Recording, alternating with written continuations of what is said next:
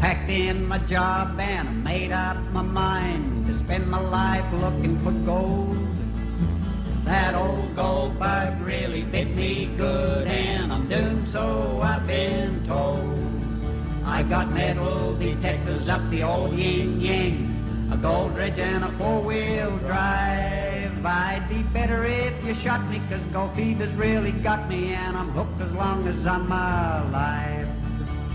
Go, go, go, go, go, go, fever, ba, ba, ba, ba, go, go, go, go, go, go, fever, ba, ba. I got vacuum cleaners guaranteed to suck gold like tornadoes suck up rocks for play. Special hammers for breaking up stuff, exposing nuggets to the light of day. With my long hip waders like old gumboot bills, a water bag and gold pans too. I'm loaded for bear and I'm headed out there. Come along if you're a hankering too. There's no easy vaccination for your baby hind. The bite isn't fatal, but to all else you're blind. You can put out the lights when the gold back bites, 'cause gold fever's got you.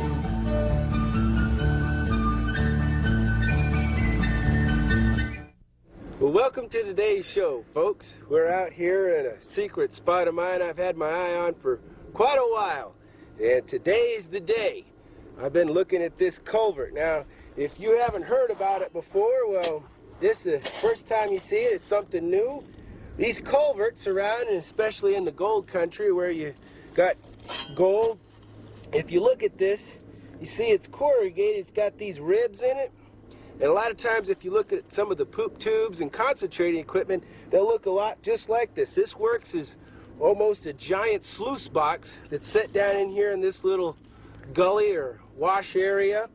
And I've been waiting and waiting for about 4 years now. I've been eyeballing this spot, and I keep watching it for the right time. And the right time is now, because it hasn't rained here in quite a long time.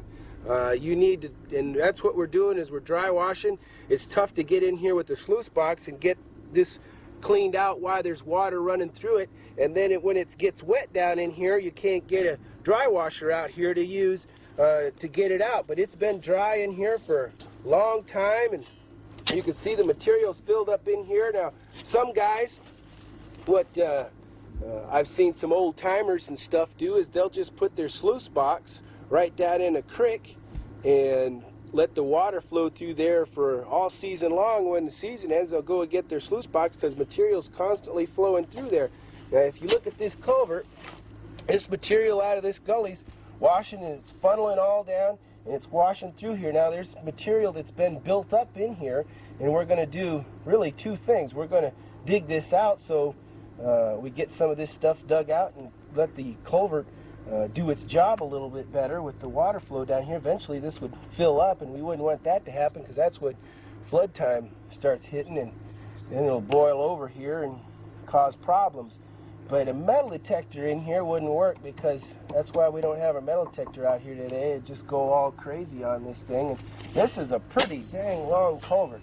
It goes way back up in there, and it's quite a ways. There's quite a bit of bunch of material in there. Now, I don't know, what's underneath here. There may be some gold, or may not be some gold, but I suspicion it should be some gold, because this is a gold-bearing creek. I've done pretty good dry washing in here before, closer to the surface, and I've also done some real good sluicing here, and so I suspicion that this here hasn't been cleaned out in a while, so we're going to work on it. Now, I'm going to take off a lot of this top stuff, because most of this stuff is just kind of your loose sand, and there ain't, chances are, you might on a crazy whim find a piece of gold in it, but odds are you ain't going to have anything in this top sand stuff. So what I do is I just shovel this stuff off out of the way and get right down to the bottom part and work it. Now, this should be where the goodly amount of gold, right here where it starts, and then back away is probably about 5 feet. Most of the time in your sluice box, you'll find your good gold right up towards the front of it, and then less as you go back in it. So that's what we're kind of hoping for out here today. I'm going to shovel that stuff off. I want to show you what I'm using. This is a little dry washer. This is a gem of a piece of equipment. I just love this baby. Home-built dry washer. It's a one-of-a-kind. And you've got a little hopper up here and a valve that kind of opens up so you can feed your material in there, and a bellows, and that bellows just blows air, and it's hand operated. You got no gasoline to haul out here, and the only thing you got is your arm to pump this material. Now what this is doing for some of you first timers is it's blowing air up into my screen here. I've got a series of riffles. That air blows the light stuff up and carries it off. The heavy stuff, which gold is heavy, gets stuck down in here in behind my riffles, and I'll just work that stuff off and feed a little bit more material into the top part of it here, and then just keep working. I'll show you how that bellows works underneath there so you get a little better idea about that. And when it comes cleanup time today, we'll just clean this up. See, this has got the bellows. It just opens up and blows that material right up out of there. And, oh, I'm getting dirt down in my bellows. I don't want to do that. But it works pretty dang slick. Just put my sluice back in there. Now, I'll show you something else that's a real nifty thing about this dry washer. Is I've got a series of different sluices that I can put in there, riffle trays. Now this one here, see these holes, this is where the air comes up through. This one's got bigger holes than this one, and it's also got bigger riffles. When you start running into finer and finer gold, you start getting these finer riffles. That enables to blow the light stuff up a little bit higher over the top of the riffles and trap a little bit more of your finer gold. You run less air that way because you're getting right down to the nitty-gritty. And then even more, smaller holes and less air, and then even smaller little traps for running your finer material. When I get down to running the good stuff, the fine stuff, after I run it through, sometimes I'll save that stuff and I'll run it through a second time with one of these smaller riffle trays. There's a little neat little jobber. You can haul it out anywhere. I've got some water out here. When we do our final cleanup, we'll be pouring that out using our water in our gold pans. And so that's what I'm using there for equipment. So I'm just going to continue shoveling this stuff out. Now, a lot of times you need to have gold in an area in order to get gold inside your culvert. But I know some guys in different places that have worked these culverts out and had some bonanzas. I worked a culvert out one time up on Arctic Creek up there in Alaska, and you wouldn't believe the gold that was back in there. And I ain't going to tell you how much gold we took out because I know you wouldn't believe it. But it was real good. And after doing that once or twice, then these culverts become more meaningful. But it's been, about 4 years I've been eyeing this baby. And today's the day. Now this is just flow sand that's on the surface. What we want to do is we want to get down to the bottom side, right down in the riffles, and high grade this material out. So that's why I'm not even working this stuff. We'll just shovel this out. So we'll be shoveling this out. We're going to take a commercial break. When we come back, we'll start running some of this high grade stuff down there in the bottom, and we'll see what's inside this culvert.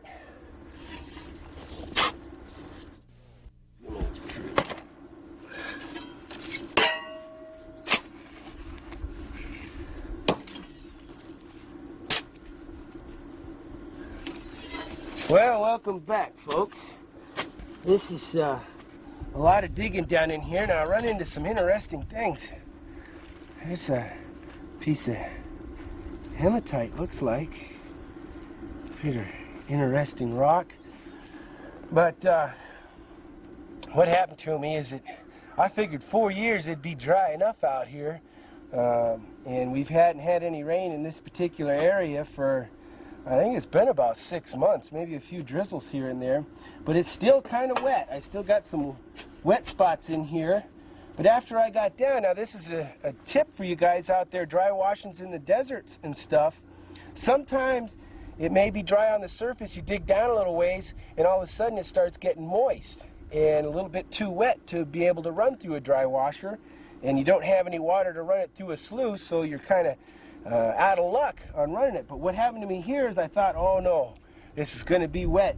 But as I went down through it again, I broke down underneath that wet layer, and it's dry as a bone down on the bottom. It hasn't had anything moving through there in quite a few years. And I suspicion this culvert's been here for 30 years or so. It's been sitting here quite a while and had this material running through it for all that time, and it's filled up in here. And I know nobody's cleaned it out in the last 6 years. And again, what happens, you know, this just acts like a big old sluice box, and this material running through it. And on the bottom side, down here in the bottom, you got these same riffles, and that material's running over it, and it traps the gold right inside those riffles. So this is like a giant sluice box, and we're kind of high grading it out. I've seen some places where they've done hydraulicing, where they used high pressure hoses to bring down the hang walls on the sides of mountains and then funnel it down into a giant sluice box and then they funnel all the material down and then it runs through there. We've come across a few places like that where the old timers quit their hydraulicing because that wasn't environmentally sound, and today anytime you see anybody showing you any type of hydraulic mine, and they're lying to you, because it's been outlawed for a good 40 years now. There hasn't been anybody hydraulicing. It just wasn't a real environmentally sound way to mine. And it wasn't a very thorough way to mine. I know a lot of places where they did that same type of hydraulic in Georgia and Alabama, and you can go into their tailing piles and stuff where they hydraulic through there, and you can get more gold than they got out of their sluice boxes. But a lot of times you can find those old sluice boxes out there that have been running that same material and clean them babies up, and it's just like having a bonanza. It's like cleaning up a brand new sluice box, and we're hoping to get down to some gold down here in the bottom. So I'm right down on the bottom, scraping up these last little riffles right here. I'm still throwing some of this stuff that I don't like, that I get up off the top here, out, and then the stuff that I like, the good stuff, let me get right down in the bottom, get me some of that good stuff, and then I'll go in and I set this stuff. And something else you could do too, if your material's a little wet, you could set it out here in the sun, especially this hot desert sun. It'll dry it out in a jiffy for you. I'm going to get down in here and scrape up right down on the bottom and get this good material right off the bottom, back down in here. Well, I tell you, this is some good work. I ain't need to go to the gym today, do any of them weightlifting. You come out here and work one of these #2 shovels, and I tell you, it works your back and your arms, and your legs get to work, and you get a cardiovascular workout too. So I'll just dig up the rest of this stuff. I'm getting pretty anxious to run some of this stuff to see.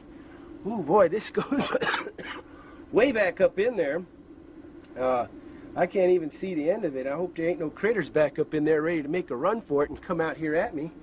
Or any rattlesnakes. Rattlesnakes like to get back up underneath there because it's warm back in there.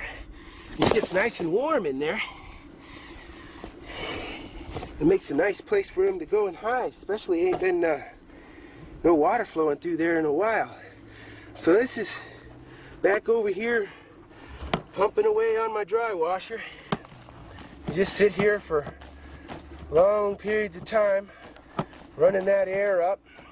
The reason why I like this one is because I've got this feed right here, my little feed thing, and I can control my amount of feed. Now, the reason why I do that is I don't want to run too much material at one time.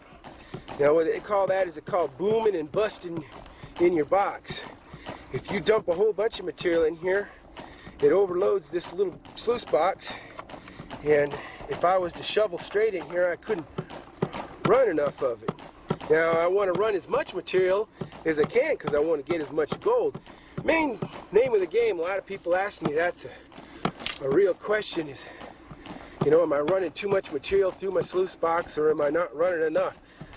Beginners, most of the time the tendency of guys who first starting out is they run too much material because they want to maximize their amount of gold. Well, if you start running too much material and that material's going out, you're just shooting your gold right out over the top of these riffles, and you ain't saving your gold, so you ain't getting as much as if you would be running less material.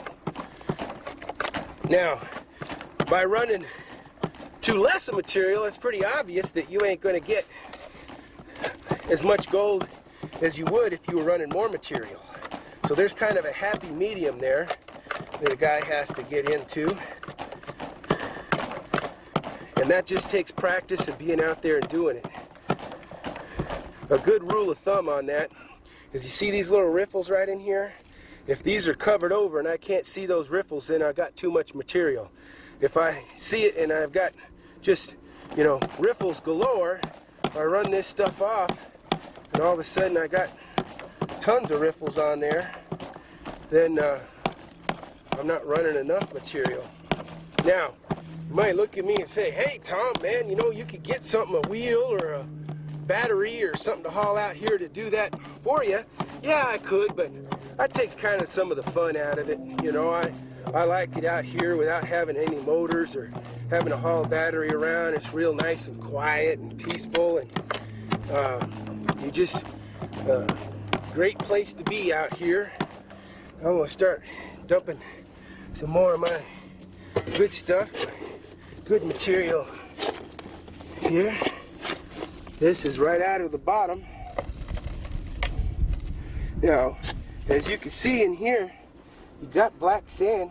This stuff is just loaded with black sand. I can see the black sand all through this stuff. I can see the black sand here on my box. Sometimes I get some pieces that are a little bit bigger. This also acts as a classifier here. I won't get anything too big through my dry washer, because if you get stuff that's too big in there, then it'll carry your gold out with it. So works as a classifier too. Now, when you're running a dry washer, you need to clean up a little bit more than when you're running a sluice box. Usually, a lot of people have questions about when to clean up. Well, that all depends on how much gold you're getting. If all of a sudden you start seeing gold in here and nuggets and stuff, then you want to clean up.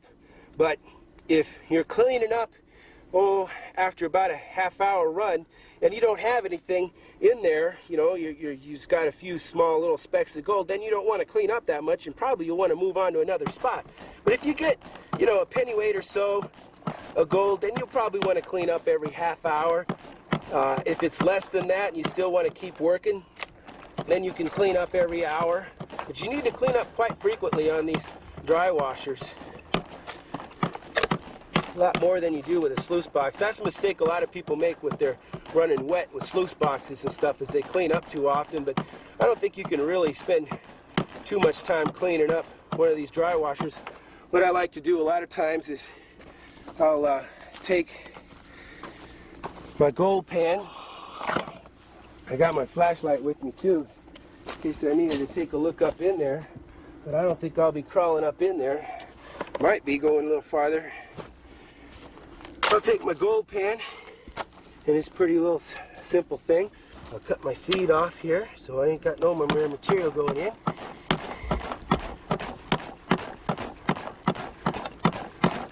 Run that up, and see, this what's dandy about this little gem of a dry washer is it's so simple. You just take this out. You take it over, and you drop that off in your gold pan. Should go against those riffles. You put it right back in. Put it right back in there. Real simple. Doesn't take too long to drop that out. Tighten her back down. Ain't spend a whole lot of time. Fire right back up, and we're running again. See there now, a little bit too much material in there. Get started, running again. Now, you say, well, you can't run a whole lot of material. No, you can't run a whole lot of material, but it's better than panning. And it's, you know, if you ain't got no water out here, when it's dry like this, you gotta do what you gotta do. Get that gold. And see how that just dances up there? It's just dancing right up. Stuff just dances along right off over the top of the sluice box. getting some bigger rocks through there. Sometimes if you get some of those larger size rocks, you know, you can pick those out because you don't want some of those in there, like these bigger rocks. Sometimes what you do is you screen those babies off. But I just keep working it along. Get a little bit more in. Don't cost nothing. Pretty easy to run. Take a rocket scientist to run one. Just gotta watch your feed and control your feed. Find you a good spot to run one. I've had a lot of fun out here. It gets you in the outdoors, get you some fresh air and some fun. Pick some of them larger rocks up. Woo! Look at that, folks. We got some gold in this stuff. And there's another little piece in there. We're in the gold. Look at that. I want to get that on film. I got some gold in this stuff. There's gold in this culvert. I thought so. I found good gold in this creek. You take a look at that. Now see, that piece of gold right there is the first time anybody's ever seen it. First seen the light of day. Now when you find a piece that big, that means there's a lot more. Whenever you find big gold like that, you got fine flower gold like Johnny B. Good. And you got other pieces in here. I just know from experience there's more gold in here. So I'm going to start cleaning up a little bit more sooner. And matter of fact, I think I'll dump this out and clean up this box. I know there's got to be some more pieces in here. I'll look through this stuff. A lot of times it's real hard to see it. The only time you ever see it is when you get these big pieces, especially when you're dry washing, because when it's wet, it washes a little bit better and you can see it. But see how it's kind of got a dingy look to it? It's still got that gold luster, but it's, you know, it sits in there and it gets kind of the coloration of the dirt that's around it. But there's gold down in that culvert. Well, we're going to be working a lot more in this culvert. A lot more. Well, I sure hope it don't rain on me. Well, I'm going to clean this up. I got that nice piece of gold. I'm going to put that over here in my gold pan. I'll get my snuffer bottle out here in a little bit.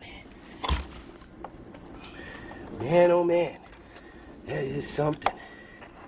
Find some good gold out here, shooting a show at the same time.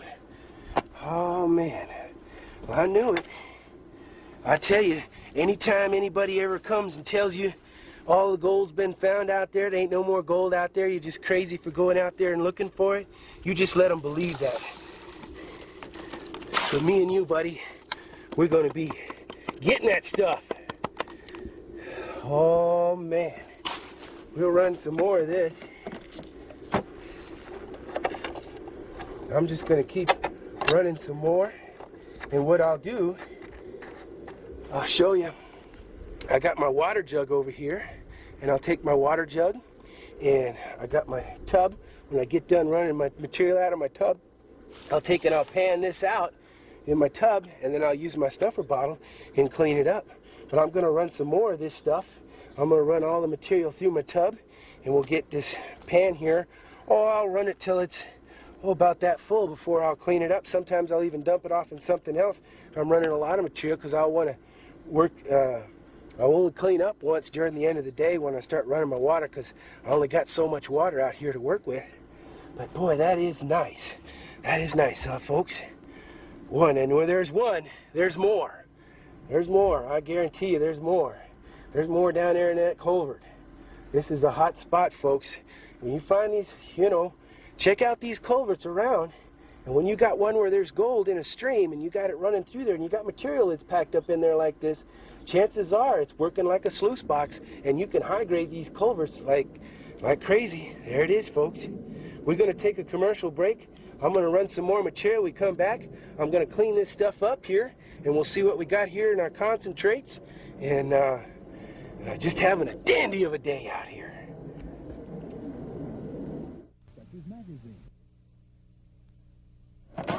I'll let the last of the material run through here. Just about got it. Now I'm really got my eyes eagle-eyed in there. looking for more nuggets. Now sometimes, see this little piece of quartz? Once in a while, I always keep my eye on these little pieces of quartz, because you'll find a piece of quartz like this that'll have a little piece of gold stuck to it, because gold and quartz will be shot into the rock at the same time, and you can have a little piece of remnant quartz that's floating around with gold stuck on it, but it'll get out of your dry washer because the quartz is light and there's not enough gold carrying in that piece of quartz to make it stay inside your sluice box. That one there ain't got none on it. But I always keep an eye out for those. And you know, you say, well, that's pretty hard to do, Tom, but after you spot a couple, I've spotted about 4 or 5 of those in my time, and those are real nice when you do. And after doing that once or twice, you'll keep your eye open for them, I guarantee you. All right. Close up here. Dump out my final tray. My gold pan.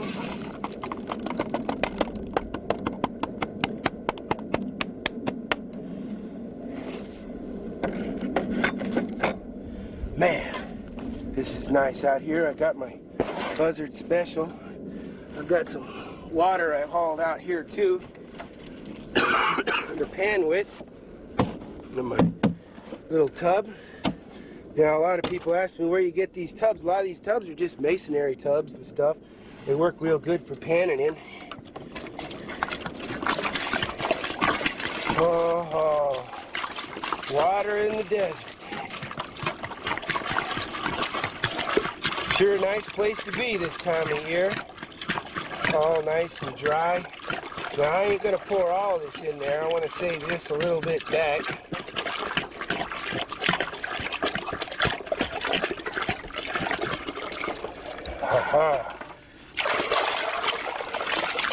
Whew!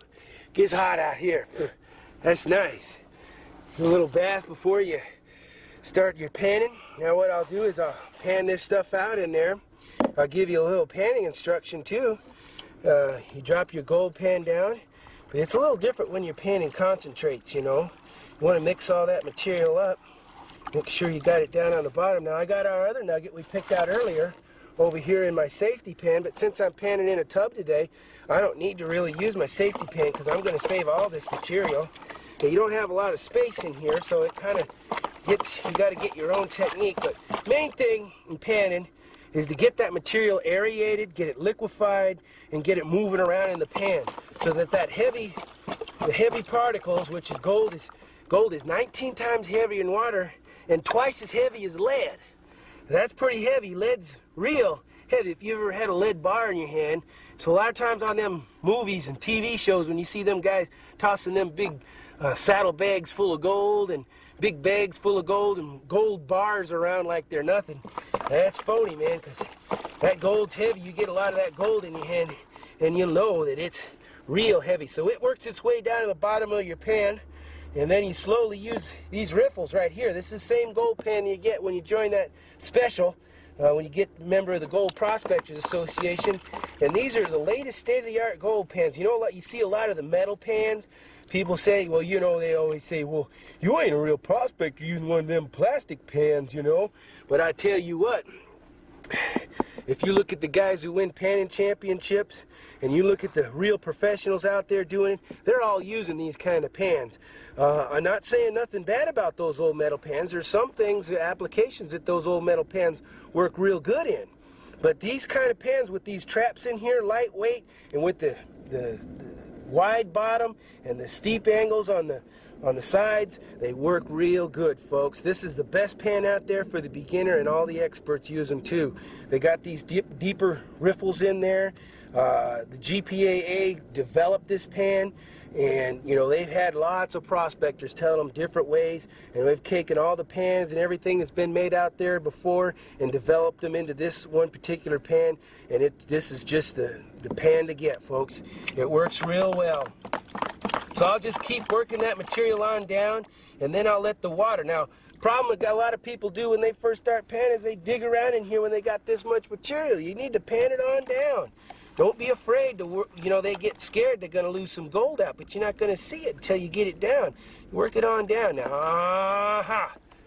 I'm seeing some color show up in the sides. Now, I know when you pull out a nugget like that, you're going to have gold in your concentrates. It just has to be. And there's a lot more material down in the bottom of that culvert over there. And there's a piece of something. Looks like a piece of jasper. Little heavy rock. I think I'll save that too. You find other things when you're out there prospecting. I've been kind of coughing. I got a little bit of a cold here I'm getting over, but it's nice to be out here in the warm desert. You get over the cold. Now you start seeing that black sand showing up, and holy bolies, we got some more nice nuggets. I'll work that on down. I want to make sure you see that. Now what I'll do is I'll pull back and I'll do what we call our fanning and tailing action. I'll pull back, and you see that? Look at that. Look at that gold in there. Oh man, isn't that pretty? Isn't that pretty? Well, there's, oh, I'd see $400, $300 worth of gold, somewhere in that range. And that's a nice, that looks, oh, that is one piece. That's another nice nugget. That would make a nice pendant nugget. Now, you look at this and you think, oh, gold, $400 an ounce. And you figure that there's, oh, probably a ½ ounce of gold in here. Maybe that's about $250 worth. As far as bullion weight it goes, yeah, but this is jewelry quality stuff. This kind of gold's worth more than $400 an ounce. This is worth $800 to $1,000 an ounce because you can make jewelry out of it.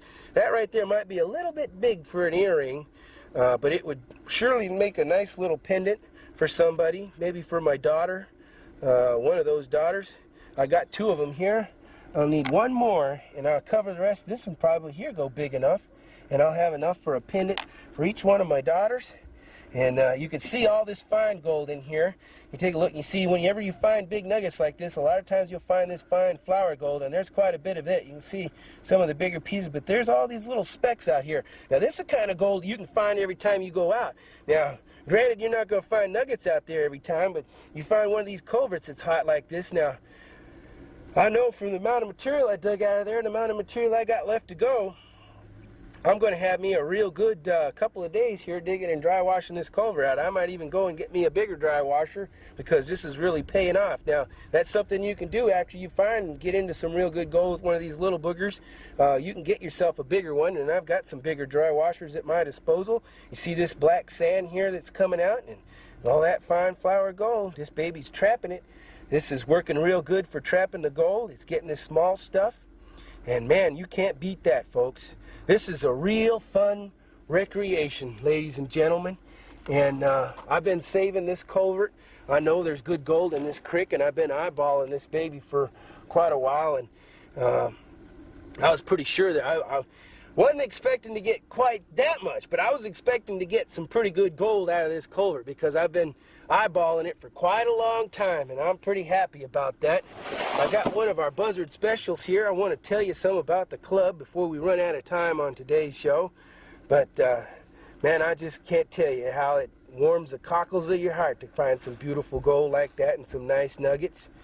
And, you know, a lot of people, if you go out there, I tell you, if you get a hold of the GPAA and get signed up to their special, and it's $67.50. I know it's a good chunk of change, but it's something that'll get you started in prospecting. That's the main thing, is get started thinking about this. You know, and I'm sure there's going to be skeptics out there that scoff at it and say, oh, I don't want to go do that. Oh, that's just a bunch of farce and everything. But the GPA's been around since 1968, and it's been growing every year, and we got about 100,000 members. And we get people coming back all the time.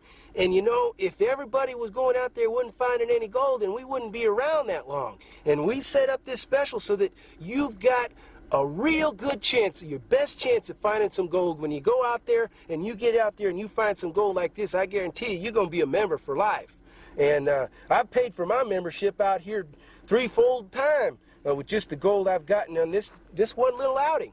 And it don't take too long, you know, getting out there and finding some gold to make it pay. And it's fun because you can have a recreation, go out here and have a good time and make some money on top of it. And this is real money, folks. This ain't that folding stuff that burns and that you know, is just backed by nothing but paper. This is real money. This is real good gold.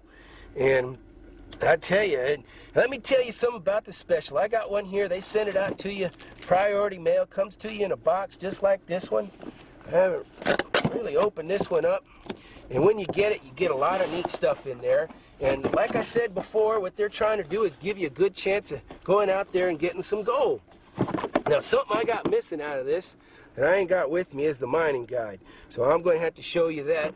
But you get a hat, you know, and you get the snuffer bottle, and you get a subscription to the magazine, and the pick and shovel comes in there. There's all kinds of other literature in there, and on all kinds of stuff. There's a video on panning for gold if you're not too sure about your panning.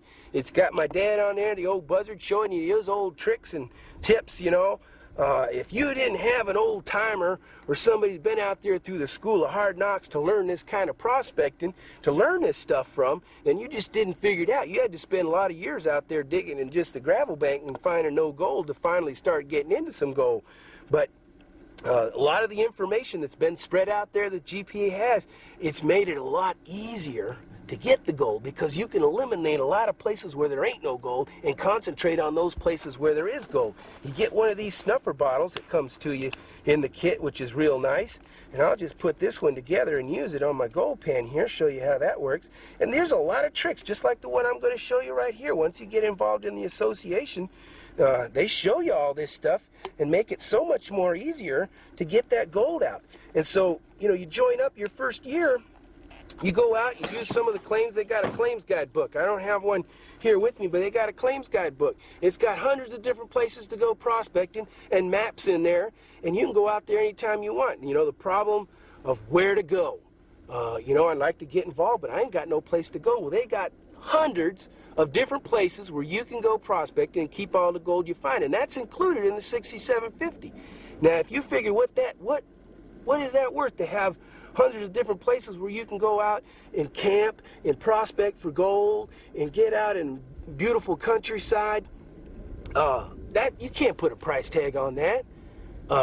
You know, for $67.50, that's worth it just in itself right there. And you get one of these gold pans, and you get the hat and the decal and the subscription to the magazine. You also get invitations to outings and stuff, and I'm usually a lot of them outings. I'd love to sit down and break bread with you and BS around a campfire and talk about prospecting. No funner thing in the world. Now, what I'm going to do is I'm going to show you how to use these snuffer bottles. Now, you see that fine flour gold in there? These big nuggets, they ain't no problem. You can just pick them up with your hand. That's nice. But you don't always get those. But that small stuff, what you can do is you tap it up there to the edge. You get it all up there to the edge. You put a squeeze on this snuffer bottle, and you just suck them nuggets right up, them little pieces right up. You suck them right up in there. You look like a little vacuum cleaner. And then you got them in your bottle, and you can save them. And that's real simple. A lot of times in the old days, you know, people starting out, they'd sit there and try and pick each one of them out of there with their finger and put it in their bottle and spend hours picking out what in a matter of seconds you can do with one of these snuffer bottles. It's just a lot of information. There's just tricks and tips like that just all over the place in the GPAA, and that's what it's all about.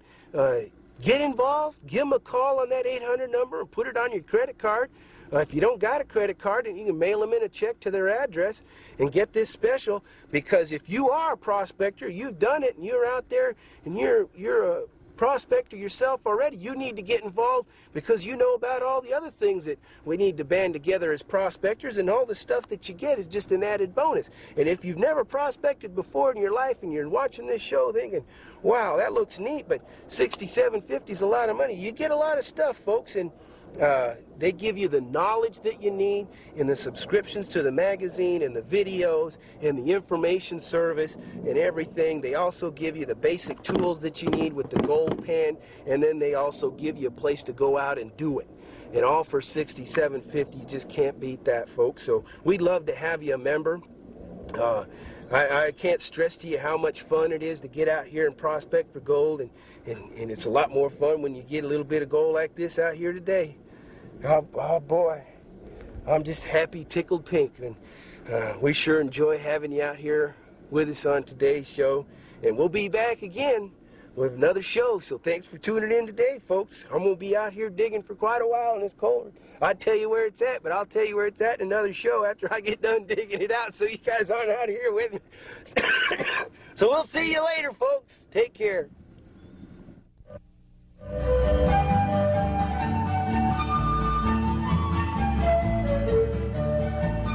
I got maps put out by the BLM and the U.S. Forestry, topographical and God knows what, elucidated me.